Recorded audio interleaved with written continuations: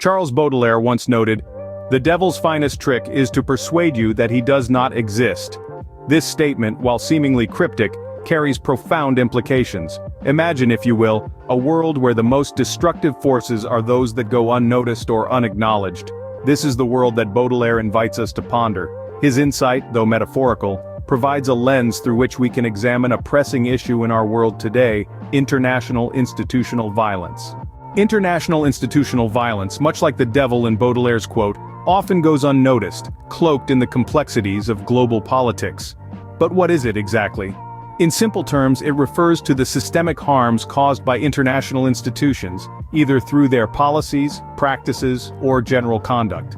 This form of violence is insidious, hidden beneath layers of bureaucracy and diplomatic language, making it all the more devilish. Consider this. The world is a stage and nations are its actors. While some nations enjoy the limelight, others are pushed into the shadows. These shadowed countries, despite being rich in resources, are often economically poor. But why is this so? The answer lies in the devilish details of international institutional violence. This can manifest in various ways, such as the economic exploitation of poorer nations by wealthier ones, the imposition of harmful policies by powerful international organizations, or even the perpetuation of conflict through arms trade. Unmasking this devil is no easy task. It requires us to question the status quo, to look beyond the surface of international relations and to recognize the power dynamics at play. It is an uphill battle, but one that is necessary if we are to create a more equitable world.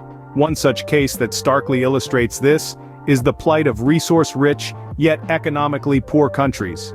Consider the paradox of countries rich in natural resources but poor in economic wealth. It's a puzzling reality, isn't it? But the answer lies not in the lack of resources, but in the structures that govern their use and distribution. Let's take a hypothetical country, we'll name it Country X. Country X is blessed with an abundance of natural resources: oil, diamonds, gold, you name it.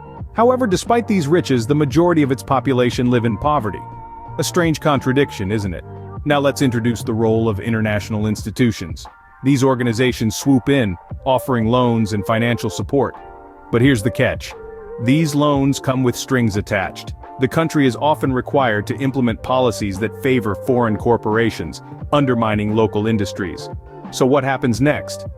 The resources of Country X are exported, not for the benefit of its citizens, but for the profit of multinational corporations and the repayment of debts. The rich get richer, and the poor, well, they remain poor, their wealth flowing out of their borders. Furthermore, these policies often lead to environmental degradation and social unrest. The extraction of resources often displaces local communities, leading to conflict and violence. The environment suffers too, as these operations rarely prioritize sustainability. Now imagine living in Country X. Your land is rich, but your pockets are empty. Your environment is being destroyed, and your community is in chaos. This is not a tale of fiction, but a reality faced by many countries around the world. But what can be done? The first step is to shed light on these injustices.